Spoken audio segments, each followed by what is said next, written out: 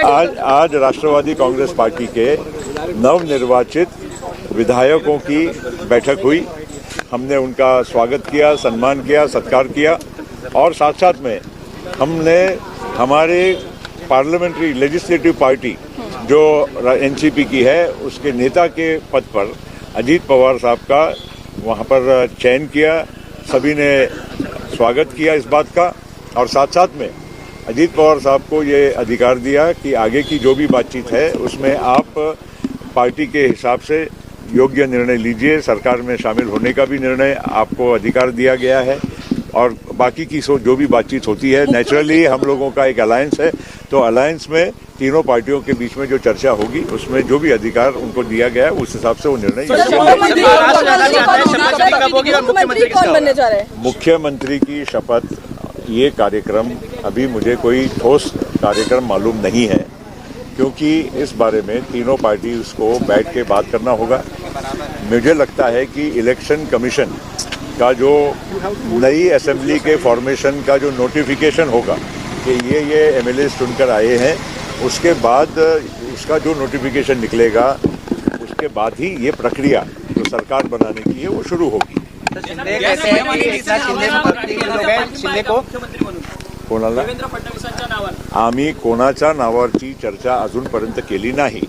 आम्ही महायुतीमध्ये असल्यामुळे जोपर्यंत तिन्ही पक्षांच्या मध्ये चर्चा आणि समन्वय घडून आणल्यानंतरच आम्ही आमच्या मुख्यमंत्रीच्या नावाच्या बद्दल काही पण तुम्हाला सांगू शकतो। त्या तोपर्यंत आज आमची व्यवस्था जी आहे नवीन मुख्यमंत्री होईपर्यंत ती व्यवस्था आमची आज अजून कायम आहे। सर, कल रात को एक बैठक हुई थी। आता कालावधी 26ला पूर्ण होत आहे की टेक्निकल काही गोष्ट आहे एक्झॅक्टली नेमका अजून ते मला क्लिअर नाही आहे। आम्ही चर्चा केली, काही लोकांचं म्हणणं आहे की 26 तारखेलाच ही शपथ झाली पाहिजे, काही लोकांचं म्हणणं आहे की एकदा असेंब्लीचं फॉर्मेशन झालं, कारण 2004 मध्ये मला चांगलं आठवण आहे की मी स्वतः त्यावेळीस राष्ट्रवादी काँग्रेस आणि काँग्रेसमध्ये जे काही एक अंतर पडला होता, त्यावेळीस काँग्रेसचे 69 आमदार निवडून आले होते, आमचे 71 निवडून आले होते आणि मुख्यमंत्रीच्या पदासाठी जवळपास 3 ते 4 आठवडे आम्ही लोक चर्चाच करत राहिलो। शेवटी नंतर निर्णय झाला विलासरावला करायचं आणि बाकी आम्ही काही अधिक मंत्रिपद घ्यायचं, पण तो विषय 2004च्या म्हणजे निवडणूक झाल्या त्या जवळपास 3 ते 4 आठवड्यापर्यंत तो घोळ कायम राहिला होता। यावेळी काही घोळ नाही आहे, फक्त टेक्निकल गोष्ट मी सांगतो कि 3 दिवस 4 दिवस 5 दिवसाचा विषय भौतिक नडणार नहीं। सर, इसके अलावा एकनाथ शिंदे के लोग भी जिस तरीके से कह रहे हैं कि मुख्यमंत्री के तौर पे एकनाथ शिंदे का चेहरा था तो आगे भी वो होने चाहिए, अभी से प्रोजेक्शन होने लगा है। देखिए तीनों पार्टी के नेताओं में योग्यता है, तीनों पार्टीज ने अपनी अपनी ताकत के हिसाब से काम किया। सीट डिस्ट्रीब्यूशन में भी सब लोगों ने समन्वय अच्छा दिखाने की कोशिश की। 2-4 जगह छोड़कर बाकी पूरे महाराष्ट्र में सभी पार्टीज ने एक दूसरे को अच्छे तरह से सपोर्ट किया।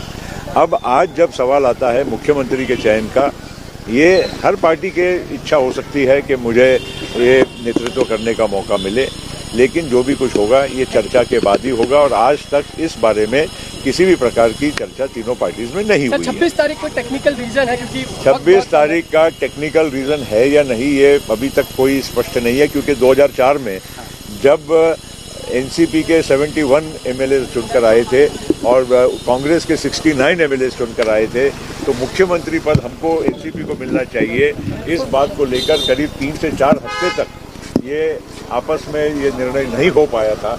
और इसलिए असेंबली का फॉर्मेशन एक बार चुनाव हो गया, एमएलए इलेक्ट हो गए, इलेक्शन कमीशन का जो भी नोटिफिकेशन और साथ साथ में शायद राष्ट्रपति या गवर्नर का जो भी नोटिफिकेशन होता है, उसका मतलब असेंबली का फॉर्मेशन हो चुका।